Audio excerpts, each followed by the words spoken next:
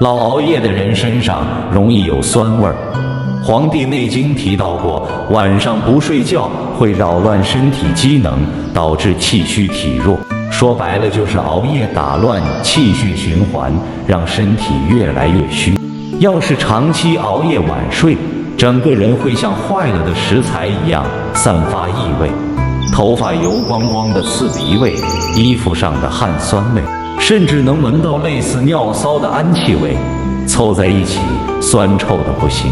调养身体的慢慢来，你对身体投注多少关心，它就能给你多少健康回报。